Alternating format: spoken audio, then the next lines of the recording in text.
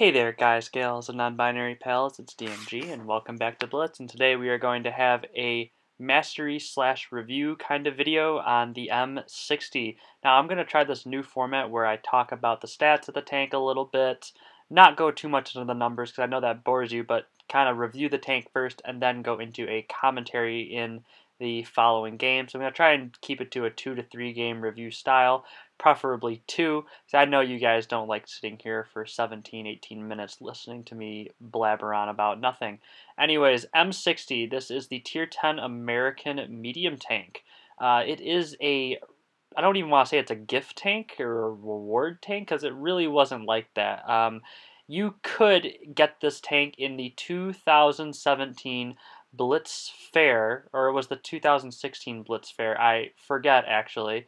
And no, it was 2017 Blitz Fair, and you could get this tank. It was the final tank unveiled in the fair, and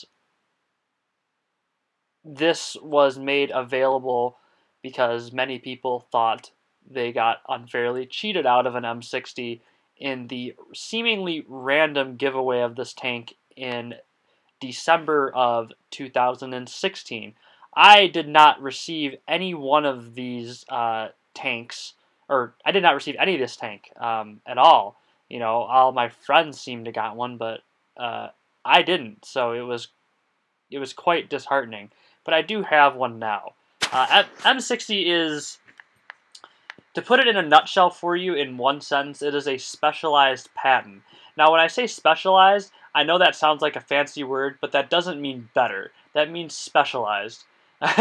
So, what I'm trying to say is, it's a different flavor of pattern. It's not your M48 pattern, that's for sure. Everyone likes to compare the two and say they're the exact same thing, but the M60 is better because of a better gun, and I'll get more into that a little later.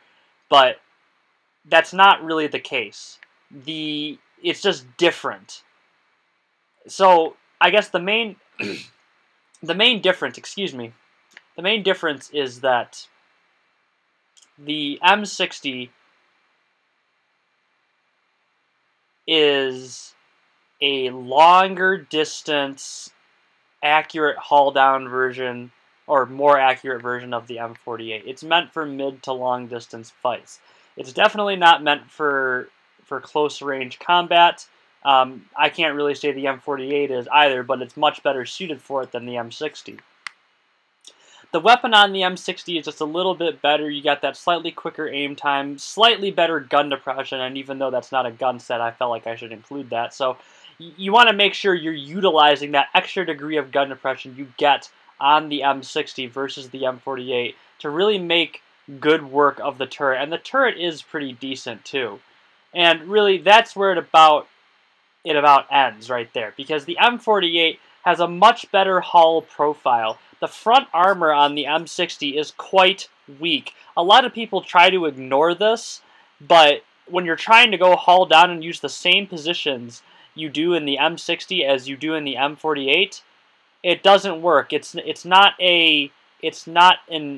no equality there.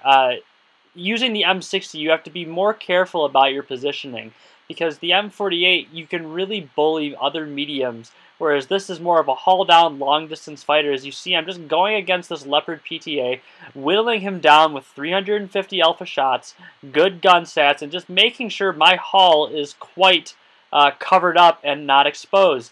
I need to do this because it is an enormous hull profile, and if there's any similarity between the M60 and the M48, is that both hull profiles are enormous. It's just that one is simply more armored than the other. So before, now that we got that out of the way, before people say the M60 is just a better M48, it's not. The M60 is just a specialized M48 with a few little bells and whistles here, but with some significant drawbacks as well. If I personally had to choose between the two, I'd take the M60 over the M40. No, excuse me, I take that back. Tongue twister, right? I'd take the M48 over the M60. I find the tech tree medium to be a lot more reliable, and I think the extra hull armor really makes a difference for playing the pattern's hull down kind of bully role rather than the M60's sniper, long distance harasser kind of role. And, the reason why I say use that 10 degrees of gun depression is because you want to hide your weak hull. If you're not using the 10 degrees of, if you're not a player that uses gun depression all that much, you might as well play the M48. At least get that benefit of the hull armor. But if you have to have 10 degrees of gun depression and you are perfect at only showing your turret, then the M60 may be a better choice for you. Like I said, specialized patent, not a better patent. Anyways, this is Mayan Ruins, and I have spotted up the middle, gone for the opening shot just to get that reset across, and I've forced them, by resetting the cap, I forced them to take more time to take the bases, allowing my team to get in better positions, take caps, so on and so forth. This IS-7 wants to engage me up here, and this, you see, I'm using the 10 degrees of gun depression there to get shots. Now, one of the important differences in the hull armor profile of the M60 versus the M48 is that the M48 has a rounded kind of bill kind of front hull, whereas the M60 just simply has an angled front hull. It's not curved whatsoever. Now, this is good in some ways and bad in others. Now, if you had the angular hull like the M60, you can simply angle it up and manipulate the armor a little bit more effectively. However, in most situations, the raw curving of the M48 Patton's armor on the hull will be better for you. You're going to see me navigate this situation here as, this is where the M60 or the M48 would do it better, and I barely get out alive here. I do some slightly bad driving, just 10 seconds back, and it gets me in trouble here as I go up against 3 tanks. There's a grill.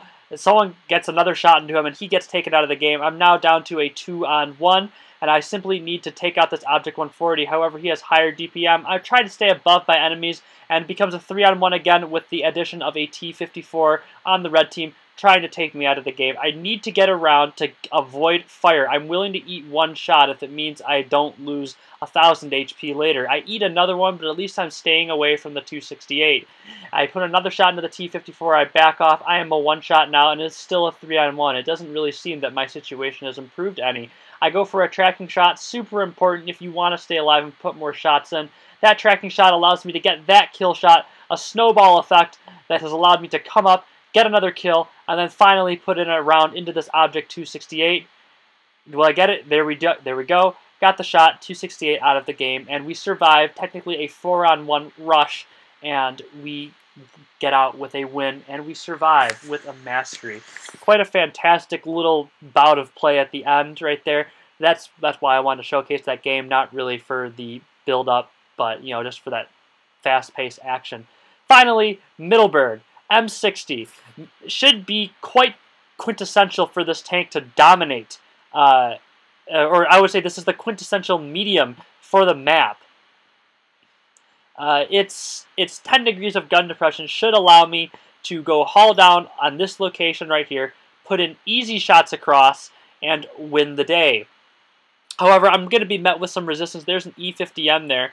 And, he misses his APCR. I miss my heat. I don't even try going for APCR there. I simply want to see if I can catch his turret face and hit him. I stand still for just a minute, and credit to that E50M, he does get a great shot into my turret there. I'm surprised where he penned me, too. It must have been the cupola, but, good on him. That's a very difficult shot to make that I usually don't expect players to hit. So, very good on him.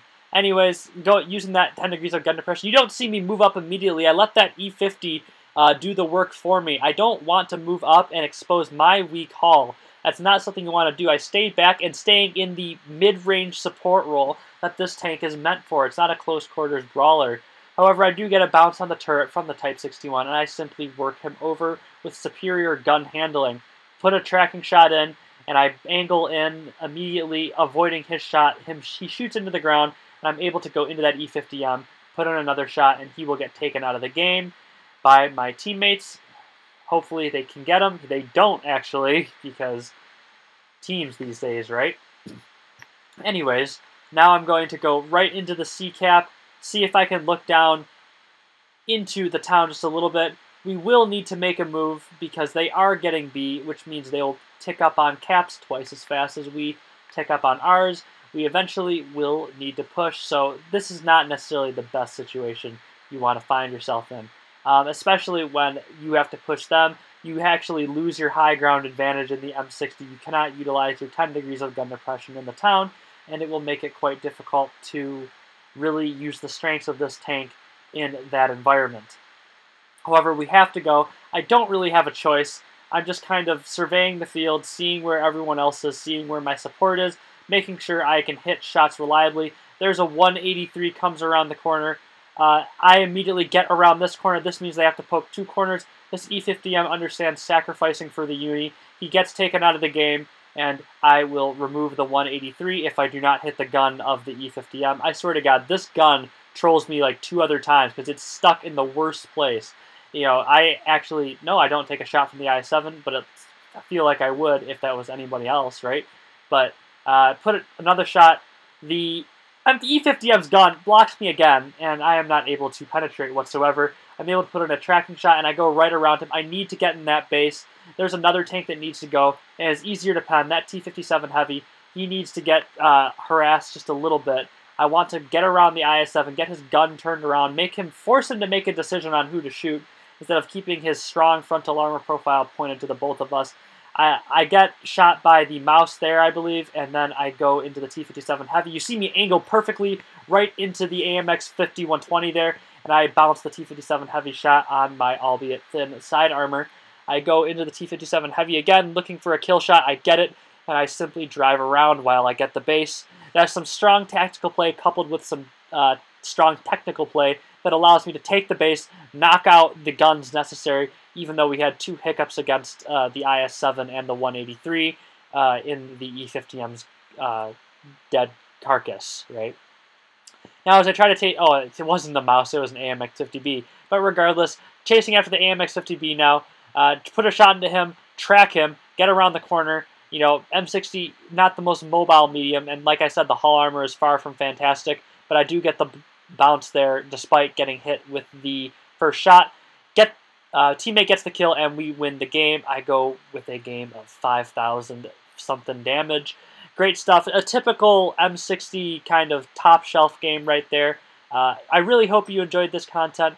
Thank you for allowing me to share my passion with you today. Hope you subscribe, and look forward to seeing you next time.